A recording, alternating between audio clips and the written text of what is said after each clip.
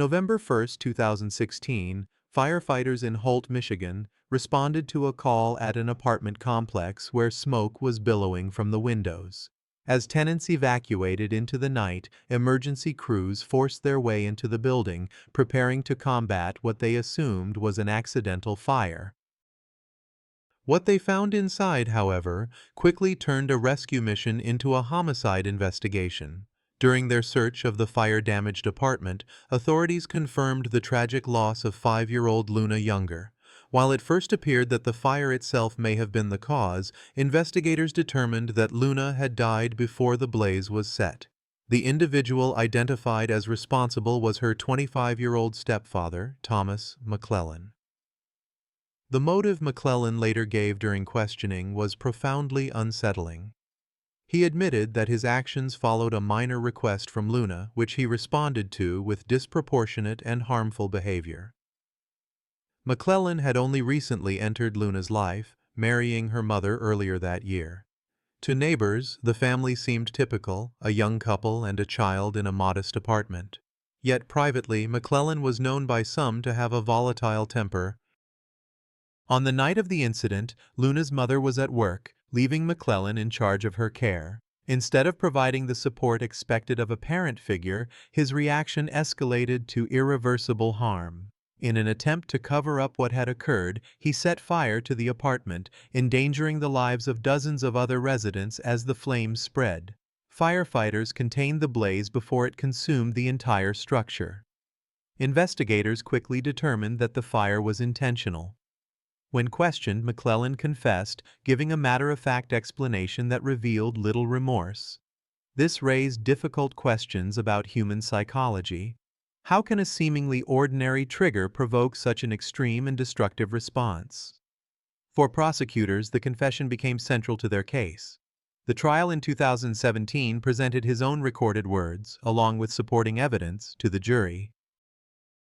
Luna's mother endured the proceedings, listening as it became clear that the man she trusted had been responsible for her daughter's death. In her statements, she described the immense grief and betrayal her family had suffered. The jury reached a swift verdict. Thomas McClellan was convicted of first-degree murder, child abuse, and arson. The judge sentenced him to life in prison without the possibility of parole. Today, McClellan remains incarcerated, his name remembered not as a stepfather or husband, but as the man who caused the death of a young girl over something so small and innocent. When an individual with known volatility is placed in a position of trust over a child, what responsibility does society have to recognize and act on warning signs before a tragedy occurs?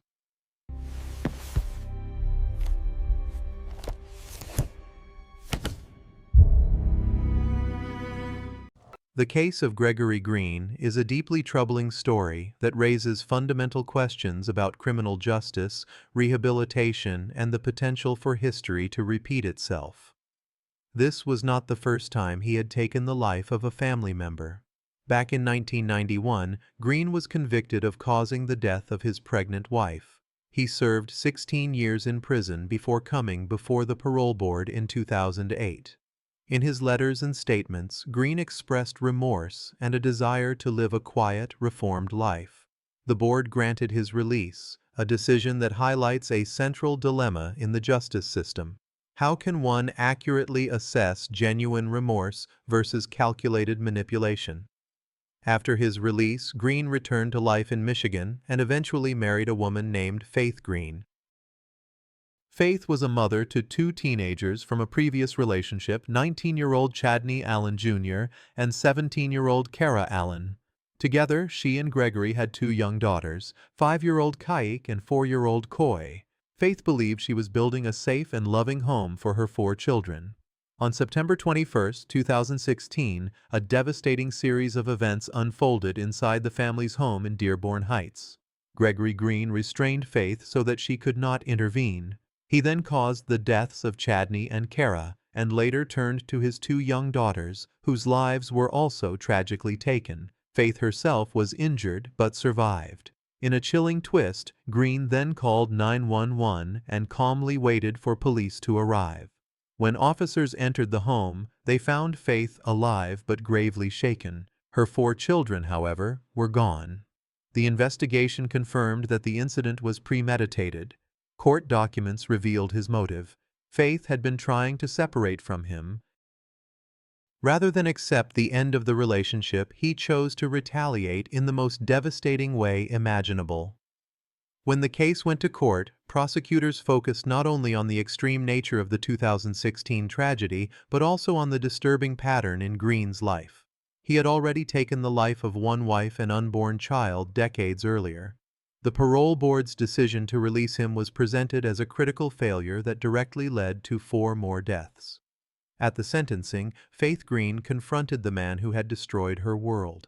In a powerful statement, she described him as a manipulator who had betrayed her trust and taken the lives of her children. The judge agreed, calling Green's crimes incomprehensible before sentencing him to 47 to 102 years in prison, ensuring he would never be free again. For many, however, the sentence felt like a delayed and insufficient response. The system had already provided a second chance, and the cost was 4 young lives. The Dearborn Heights community was shaken, holding vigils to remember Chadney, Kara, Cake, and Coy. The case became a symbol of systemic failure, prompting widespread debate. How could an individual with a prior conviction for murdering his pregnant wife be deemed safe for release? The Gregory Green case forces a difficult conversation about the limitations of parole and the reality that some individuals may not be capable of change.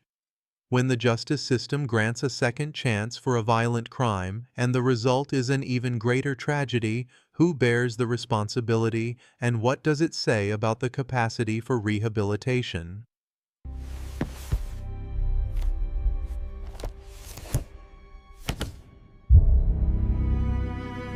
In September 2009, a residence in Dallas, Texas, became the scene of a tragic event that would resonate through the state's justice system for more than a decade.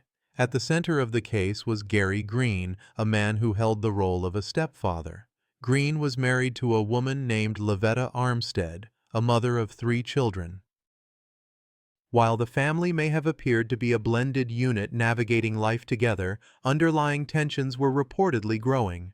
Green was described by those who knew him as controlling, jealous, and increasingly unstable. When Lavetta decided to end their relationship, his response turned into extreme anger. On September 21, 2009, that anger culminated in devastating actions. Green caused the deaths of both Lavetta and her 6-year-old daughter, Jasmine. In later statements, he admitted he acted against Lavetta because she intended to leave him, and against Jasmine because he feared she would judge him in the future. 2 other children in the home, both boys, were also targeted. In a remarkable display of resilience, they managed to escape and survive. These young witnesses later played a crucial role in revealing what had taken place inside the home, ensuring the full story was known. Investigators gathered substantial evidence against Green. Among it was a handwritten note in which he admitted to his actions and explained his reasoning, giving authorities direct insight into his state of mind. The trial, held in 2010, laid out the full depth of the case. Prosecutors presented the testimony of the surviving boys, the confession letter, and supporting forensic evidence. The jury found Gary Green guilty of capital murder, and he was sentenced to death.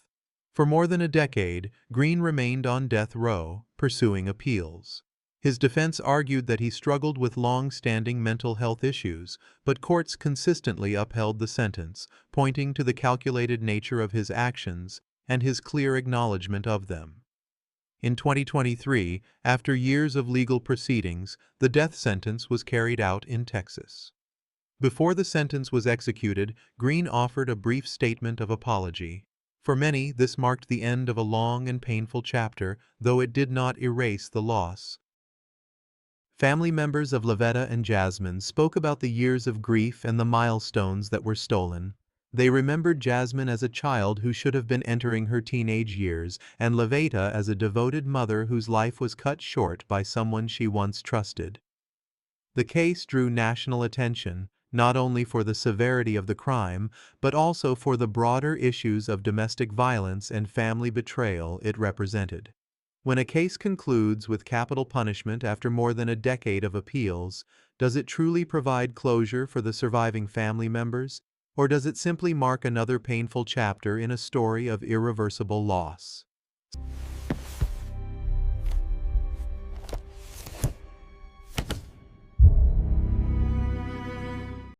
In July 2020, the disappearance of 17-year-old Bernadette Walker in Peterborough, England, launched a public search effort.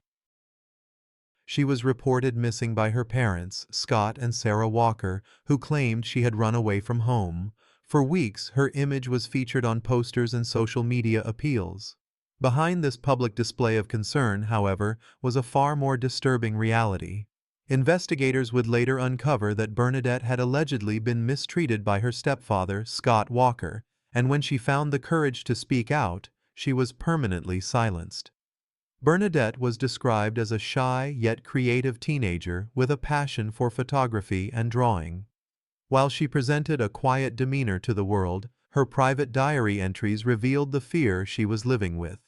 In her writings, she documented years of alleged mistreatment by Scott Walker. She also confided similar concerns to close friends. These diary pages and private messages would later become the primary evidence giving voice to her experience after she was gone. On July 18, 2020, Bernadette took the difficult step of telling her mother, Sarah, what had been happening. She directly accused her stepfather. For any parent, this disclosure should have triggered an immediate protective response. Instead of believing her daughter, Sarah Walker sided with Scott. Less than 24 hours later, Bernadette was no longer seen again. Scott Walker constructed a narrative for police, claiming he was driving Bernadette to her grandparents' house the next day when she suddenly jumped out of the car and ran off. His story, however, began to unravel under scrutiny. His phone records and GPS data did not align with his timeline of events. He was unable to explain why Bernadette never made it to her grandparents' home, nor could he justify switching off his phone for several key hours on the day she disappeared. From the beginning of the investigation, police were suspicious. A teenager rarely disappears without leaving some trace. As detectives examined Bernadette's digital life, they uncovered her diary and text messages to friends, all of which described her fears. She had unknowingly created a detailed record of her situation. The timing became a critical piece of the puzzle. She disclosed her secret on July 18th, and by the next day she was gone. As the search continued with no sign of her, suspicion hardened into certainty. In September 2020, Scott Walker was arrested on suspicion of murder. Sarah Walker was also arrested, accused of helping him cover up the crime. By this point, detectives believed Bernadette was deceased, even though her remains had not been recovered. At the trial in 2021, prosecutors presented a detailed account of the case. They argued that Bernadette had lived under Scott Walker's control for years, a fact supported by her own diary entries. After she finally revealed her secret to her mother, she vanished. Under cross-examination, Walker's fabricated story fell apart, contradicted by phone records and other evidence. The prosecution contended that Walker acted to protect himself from the consequences of her disclosure. While Sarah Walker was not accused of direct involvement in her daughter's death, she was charged with obstructing justice. The prosecution argued she chose to protect her husband over her child, repeating his lies to the police and maintaining the runaway story to buy him time. The jury found Scott Walker guilty of murder and related offenses. He was sentenced to life in prison with a minimum term of 32 years. Sarah Walker was convicted of perverting the course of justice and sentenced to 6 years. For Bernadette's friends, the verdicts offered little solace. They remembered a funny, artistic, and bright young woman who dreamed of studying photography. They were left with the heavy knowledge that while she had trusted them with her secret, the system designed to protect her within her own home had failed. To this day, Bernadette Walker's remains have never been recovered.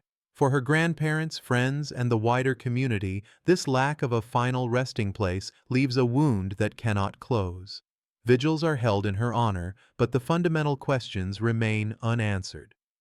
When a victim's final resting place remains a secret held by the person responsible, what does justice truly mean for the loved ones left behind?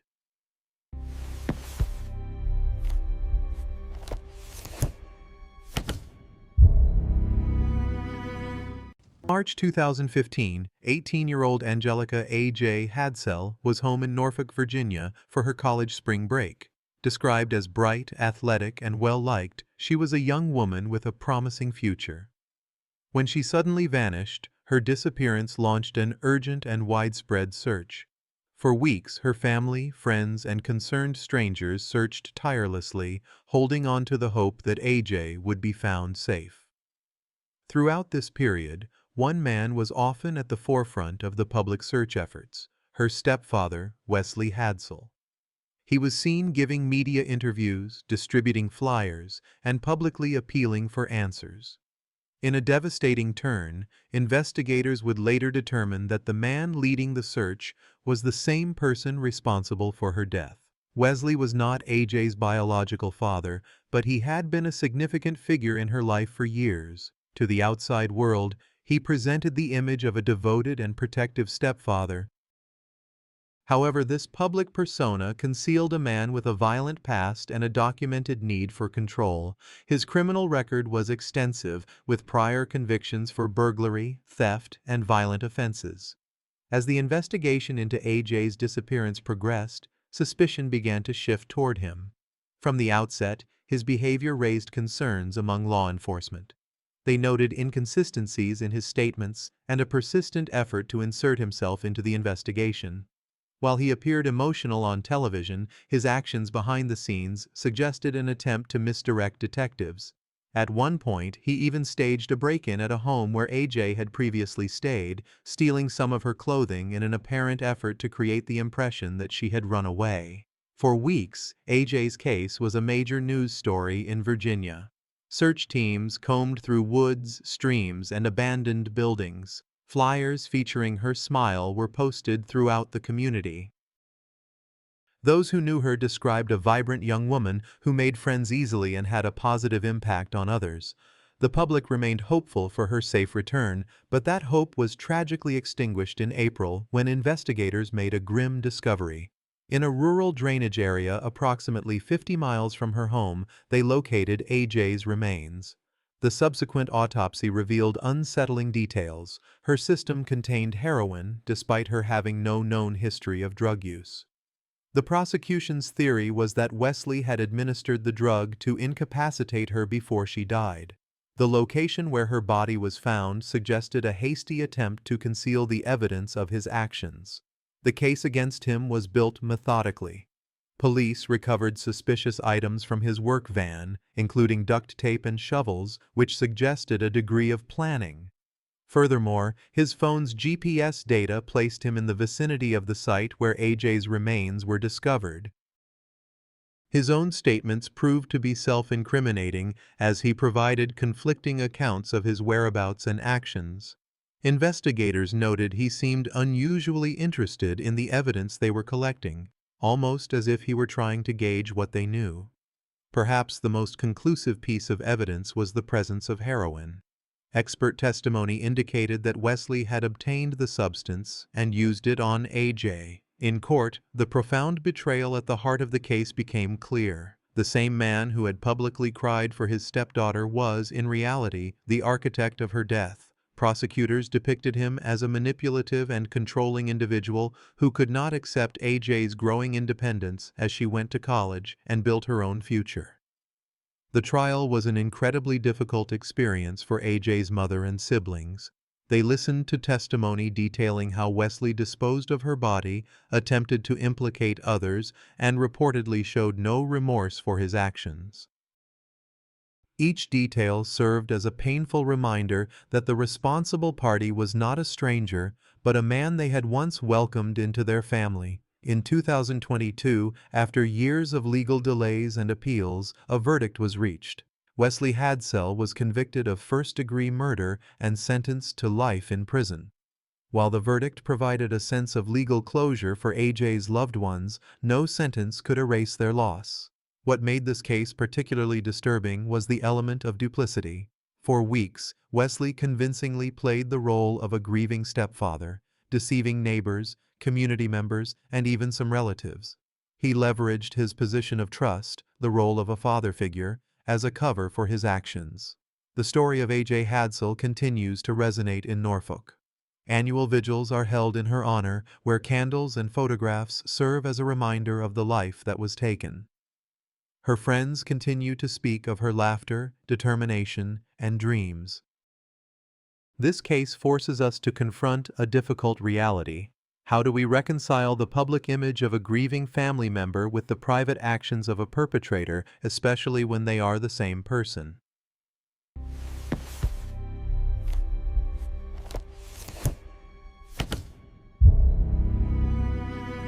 On November 21, 2014, 33-year-old Jessica Paget finished her shift at a daycare center in Northampton County, Pennsylvania.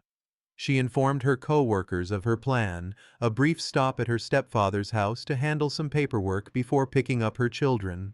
Jessica was known as a devoted mother of 3 and a hard-working individual, but she never made it home that day. That evening, her family reported her missing. A search was quickly organized, with police, family, and volunteers distributing her photo throughout the town. The community was shocked by her disappearance, as it was entirely out of character for a woman with such strong family ties and responsibilities. The fact that her last known destination was the home of her stepfather, Gregory Graff, initially raised only quiet concerns, as no one wanted to suspect a family member. Behind this appearance of normalcy, however, Graff was aware of what had happened. Jessica had arrived at his house that afternoon, trusting the safety of a family visit. Instead, he ended her life and attempted to conceal what he had done. Investigators later uncovered disturbing digital evidence on his computer that revealed the crime had been planned and deliberate. While Jessica's family and community were desperately searching for her, Graff maintained an outward appearance of concern, even engaging in conversations about the search. This public performance masked the reality of his actions, an unsettling example of an offender hiding within a trusted family role. The deception was short-lived. Detectives noted inconsistencies in Graff's statements and soon obtained warrants to search his property and electronic devices. In a shed on his property, they discovered Jessica's remains. On his computer, they found digital recordings that became key evidence, confirming the crime was not spontaneous but premeditated. The trial in 2015 forced Jessica's family to confront these painful details. Her mother, who had previously been married to Graff, had to listen as the court laid out how her daughter's trust had been betrayed by a man once brought into their family. Jessica's 3 children were left without their mother, their lives permanently altered. Faced with overwhelming evidence, Graff's attorneys negotiated a plea deal. To avoid the death penalty, he pleaded guilty. A judge sentenced him to life in prison without the possibility of parole. During the sentencing, prosecutors emphasized that Jessica's vulnerability stemmed from her trust in Graff. He was not a stranger, he was her stepfather, a person she had no reason to fear. Graff exploited that fundamental trust, luring her into a situation where she could not defend herself. For Jessica's family, the life sentence offered no real closure. Her mother lives with the knowledge that a man she once trusted destroyed her family, and her children will grow up without her. For investigators, the case was unforgettable, with detectives describing the digital evidence as some of the most difficult material they had ever reviewed. Today, Gregory Graff is serving his life sentence in a Pennsylvania prison. Jessica Paget, however, is remembered not for the tragic circumstances of her death, but for who she was, a devoted mother, a beloved co-worker, and a friend. Her story serves as a solemn reminder of how the deepest betrayals can come from within the very places we are supposed to feel safest. When trust is exploited in such a fundamental way by a family member, how does it change our understanding of safety and the hidden dynamics that can exist within a family unit?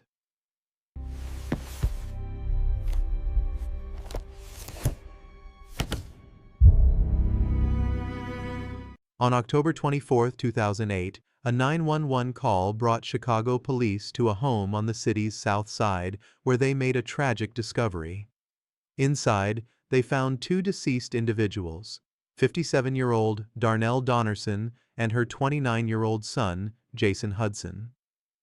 The incident immediately became national news because of the family's connection to Oscar-winning actress and singer Jennifer Hudson, who was Darnell's daughter and Jason's sister. Amid the initial shock, a second crisis emerged. 7-year-old Julian King, Jennifer's nephew, was missing from the scene. Jennifer Hudson flew home to Chicago, where she was faced with the task of identifying her mother and brother. Her immediate focus, however, turned to the desperate search for her nephew. For 3 days, the city of Chicago was gripped by the effort to find the young boy. Hundreds of police officers and volunteers participated, distributing flyers with Julian's picture. Jennifer offered a $100,000 reward for his safe return. The search came to a heartbreaking conclusion on October 27th, when Julian was found inside a stolen SUV on the city's west side, his life also tragically taken. The individual responsible was not a stranger. Investigators quickly identified him as William Balfour, the estranged husband of Jennifer's sister, Julia Hudson, and Julian's stepfather. The relationship between Balfour and the Hudson family had long been volatile. Friends and relatives described him as jealous and controlling. Julia had been trying to separate from him, but he reportedly continued to stalk her, making accusations and blaming her family for supporting her decision to leave. On the morning of October 24th, that anger escalated into violence. Authorities determined that Balfour went to the Hudson family home and caused the deaths of Darnell and Jason before leaving the scene with Julian. Hours later, the child also lost his life before the vehicle was abandoned. In a single day, 3 generations of the Hudson family were gone. Investigators immediately focused on Balfour due to his history of domestic disputes and threats he had made against Julia. His alibi did not withstand scrutiny, and witnesses placed him near the Hudson home that morning. Forensic analysis, cell phone records, and witness testimony all pointed toward his involvement. Prosecutors argued that his motive was a desire to punish Julia for leaving him by targeting the people she loved most. This raises a critical question about domestic violence. How does the act of a partner seeking independence become a trigger for such extreme retaliation? The trial began in 2012, nearly 4 years after the incident. Jennifer Hudson attended every day and took the stand to testify, describing the last time she saw her mother, brother, and nephew alive. Her testimony provided a poignant reminder of the human cost of the crime. Julia Hudson also testified, recounting the possessive and jealous behavior she endured during her marriage to Balfour and explaining that her attempt to leave was a search for safety that tragically led to a greater catastrophe. The prosecution presented a detailed timeline, supported by forensic evidence and digital records tracking Balfour's movements. Combined with witness statements and his own inconsistent accounts to police, the case against him was overwhelming. The defense argued the evidence was circumstantial, but the jury was convinced by the weight of the evidence and the clear motive. On May 11, 2012, William Balfour was convicted of 3 counts of first-degree murder, home invasion, and kidnapping. A judge sentenced him to 3 consecutive life sentences without the possibility of parole, calling it the ultimate act of domestic violence. For the Hudson family, the verdict provided a measure of justice, though it could never erase their grief. In the years since, Jennifer Hudson has worked to honor her family's memory. She established the Julian Dearborn King Gift Foundation in her nephew's name, an organization that provides school supplies and support to children in need. It is a way to transform immense personal tragedy into a positive force in the community. William Balfour remains in prison, his name forever linked to an act of domestic violence that devastated a family and captured national attention. When a family experiences such a profound and public tragedy, how can the process of grieving be transformed into a positive legacy that honors the memory of the victims and helps others?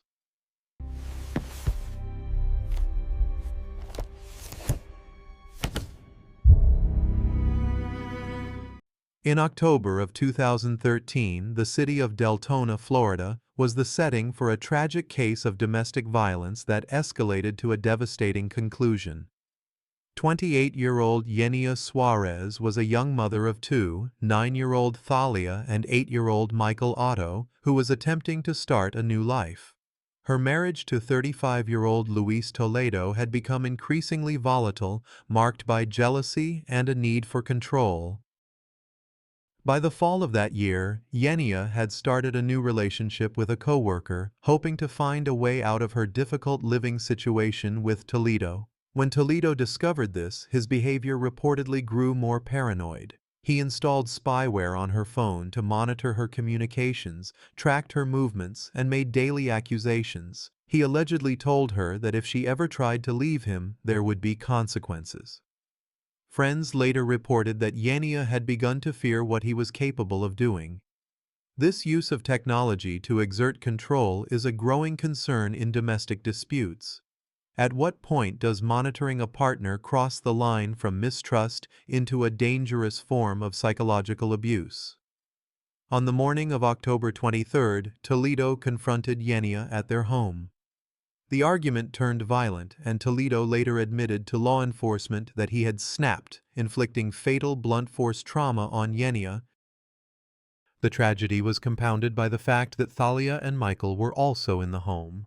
It is believed they either saw or heard the altercation involving their mother. In an effort to conceal his initial crime, Toledo was also responsible for the deaths of his two stepchildren. When Yenia, known for her reliability, failed to show up for work and her children were absent from school, friends and family grew concerned.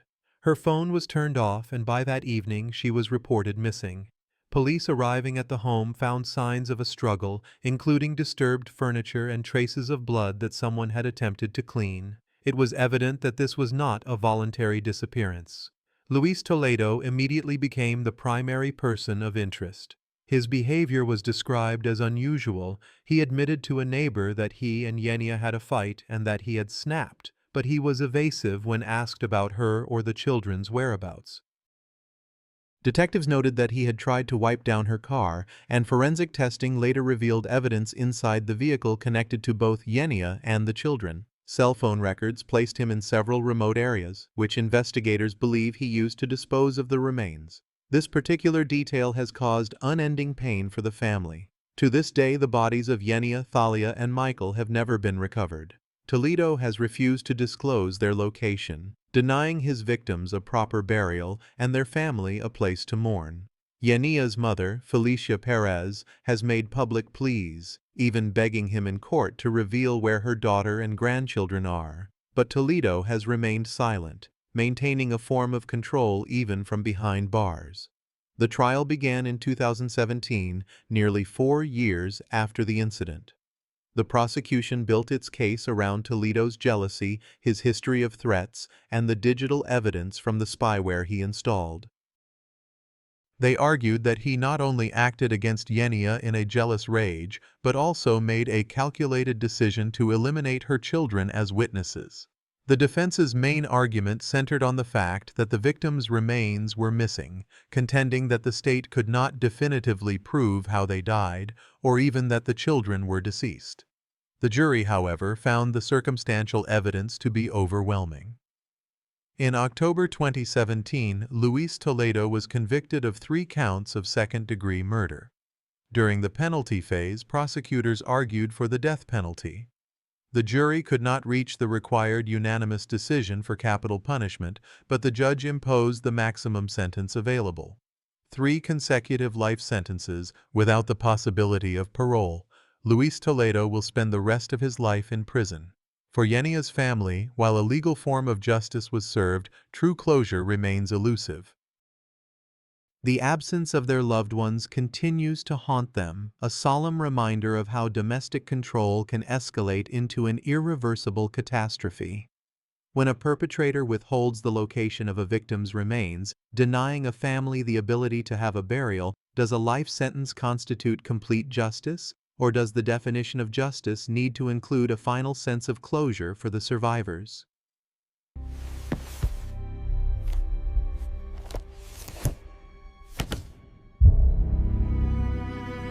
In September 2023, a call for medical assistance in Tallahassee, Florida, led to a tragic discovery involving 5-year-old Misha "Missy" Mogul, who was found unresponsive in her family's home.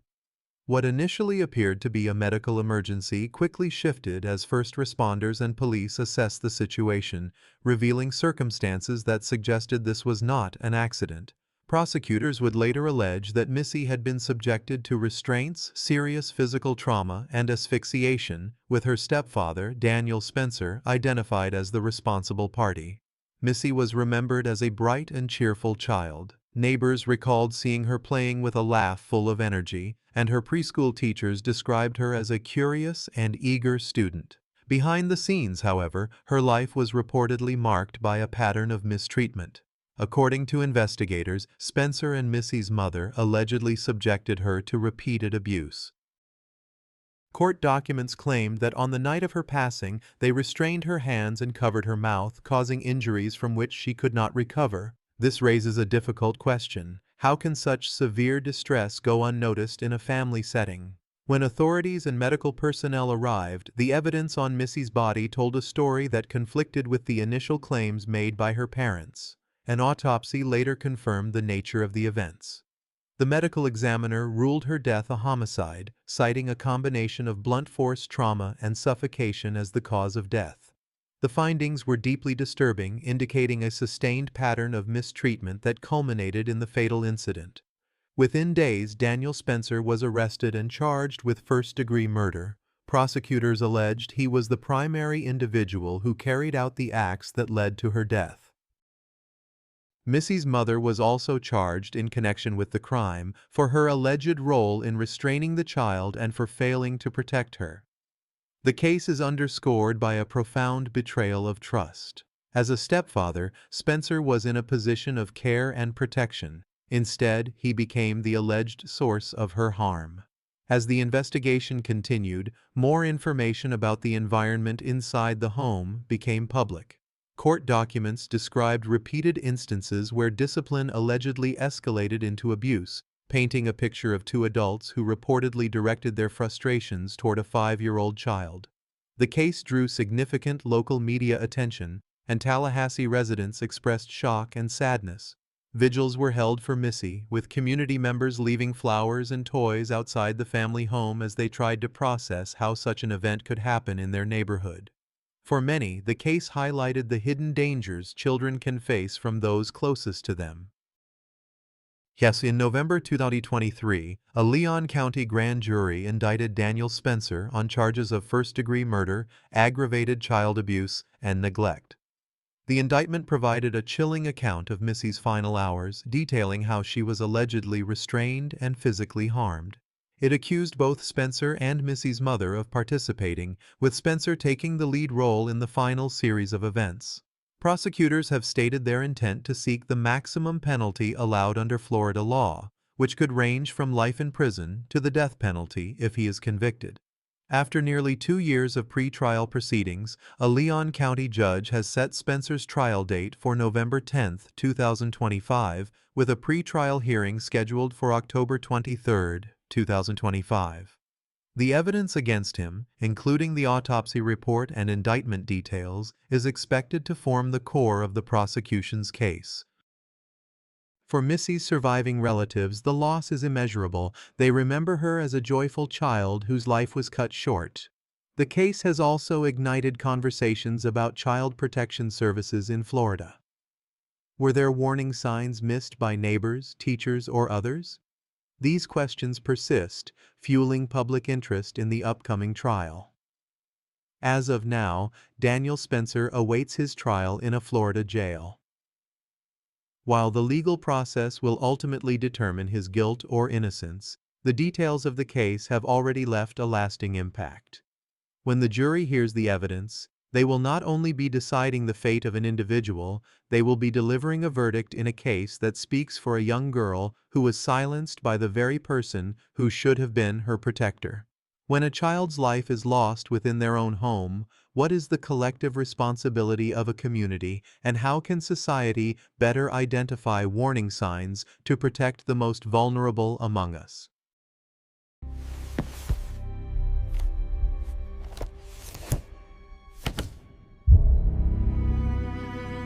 On May 1, 2023, police in Oklahoma made a tragic discovery that left an entire community in shock. On a quiet rural property outside the small city of Henrietta, authorities located the bodies of 7 people. Among them were a mother, her 3 teenage children, 2 of their young friends, and the individual identified as responsible, their stepfather, Jesse McFadden. McFadden was not an unknown figure to the justice system. He was a convicted felon and a registered offender who had previously served prison time for serious crimes involving a minor. Despite this history, he was released and able to build a new life, marrying a woman named Holly Guess and assuming the role of a father figure to her children. To some, this might have appeared to be a story of rehabilitation, but the circumstances suggested a far more volatile situation. On the very day Jesse McFadden was scheduled to appear in court for new charges related to unlawful communications with minors, charges that could have resulted in a lengthy prison sentence, he made a decision that would prevent him from ever facing a judge again. Instead of appearing in court, he directed his actions toward his family and 2 young friends who were visiting for the night. That morning, sheriff's deputies were dispatched to conduct a welfare check after one of the teenage girls did not arrive at school. When they reached the McFadden property, they encountered a scene later described as one of the most devastating in the state's recent history. Inside the home, authorities discovered Holly Guess, her 3 teenage children, and 2 of their young friends who had come for a sleepover. All had tragically lost their lives. Investigators concluded that Jesse McFadden was responsible for the deaths of all 6 before taking his own life. The scale of the event stunned even veteran law enforcement officers. McFadden's decision to include the 2 visiting friends, who were simply guests in the home, added another layer of heartbreak. These 2 girls had arrived for what should have been a normal weekend with friends, but they never had the chance to return home. The loss was compounded by questions about the system that allowed McFadden to be in that position. In 2003, he had been convicted of a serious sexual offense involving a teenager. He served 16 years of his sentence and was released in 2020. Upon release, McFadden reintegrated into the community, eventually marrying Holly and presenting himself as a changed man. Behind the scenes, however, concerning patterns reportedly continued. At the time of the incident, McFadden was scheduled for a court appearance connected to allegations that he had used a contraband phone while incarcerated to engage in unlawful exchanges with minors. This suggested that even while in prison, he was allegedly continuing predatory behavior. He was facing new charges including solicitation of a minor and possession of illegal materials. His trial was set for the same day the tragic event took place. It appears that rather than face the possibility of returning to prison, McFadden chose a different path. The night before his court date, he gathered the children at the home, and sometime in the early hours, the devastating events unfolded. When news of the incident spread, Henrietta, a town with a population of just over 6,000, was overcome with grief. Vigils were held at the local high school, where classmates gathered to honor the young victims. The families of Ivy Webster and Brittany Brewer, the 2 visiting friends, described the girls as bright and full of life, their only mistake being in the wrong place at the most terrible of times.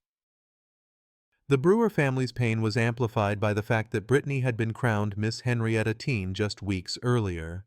Her smiling photo was still visible on posters around town as her family began to make funeral arrangements. Holly Guess's relatives were equally shattered, having once trusted Jesse and celebrated their marriage. For them, comprehending that the person they believed was rebuilding his life was the one who ended hers and those of her children was an impossible reality. The community's grief soon turned to anger and difficult questions. How was a convicted felon with a documented history of targeting teenagers allowed to live in a home with children? How was he seemingly able to continue concerning behavior from within prison, only to be released and escalate his actions to such an extreme? Oklahoma lawmakers faced immediate public pressure to re-examine and strengthen laws concerning the release and supervision of offenders. Critics argued that the victims were not only lost to McFadden's actions, but were also failed by a system that may not have adequately addressed the risks he posed. At a vigil held days after the event, one parent, holding their own child, openly asked, "If someone like Jesse McFadden can be free, how safe are any of our kids?" Today, the Henrietta case serves as a solemn reminder of the potential dangers when individuals with a history of predatory behavior are not effectively monitored. 7 lives were cut short in a single day, and the person responsible will never be tried in a court of law. For the families, this outcome offers no comfort. Any form of justice came far too late. This case leaves us with one crucial question: how can a society balance the hope of an individual's rehabilitation with the absolute necessity of protecting its most vulnerable from preventable harm?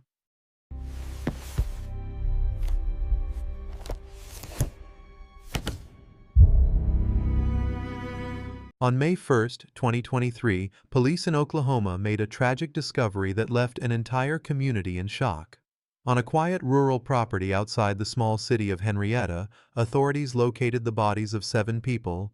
Among them were a mother, her 3 teenage children, 2 of their young friends, and the individual identified as responsible, their stepfather, Jesse McFadden.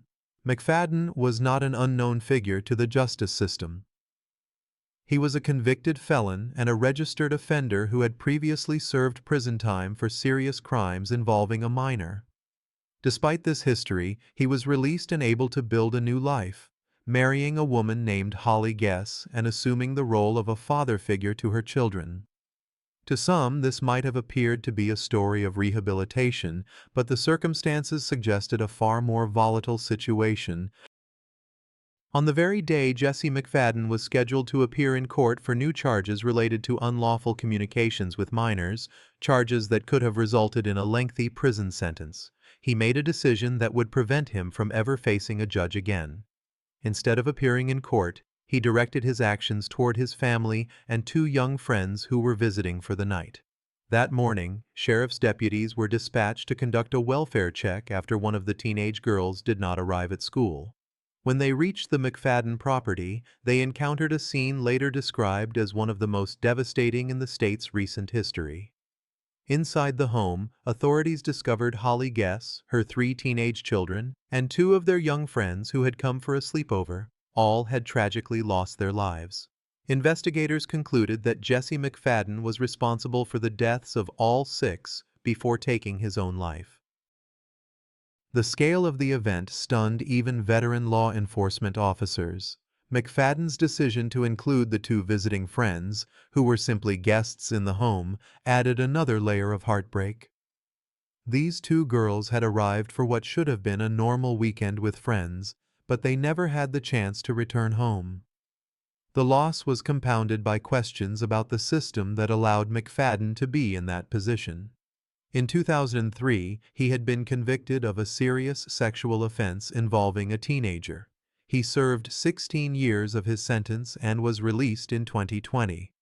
Upon release, McFadden reintegrated into the community, eventually marrying Holly and presenting himself as a changed man. Behind the scenes, however, concerning patterns reportedly continued. At the time of the incident, McFadden was scheduled for a court appearance connected to allegations that he had used a contraband phone while incarcerated to engage in unlawful exchanges with minors. This suggested that even while in prison, he was allegedly continuing predatory behavior. He was facing new charges including solicitation of a minor and possession of illegal materials. His trial was set for the same day the tragic event took place. It appears that rather than face the possibility of returning to prison, McFadden chose a different path. The night before his court date, he gathered the children at the home, and sometime in the early hours, the devastating events unfolded. When news of the incident spread, Henrietta, a town with a population of just over 6,000, was overcome with grief.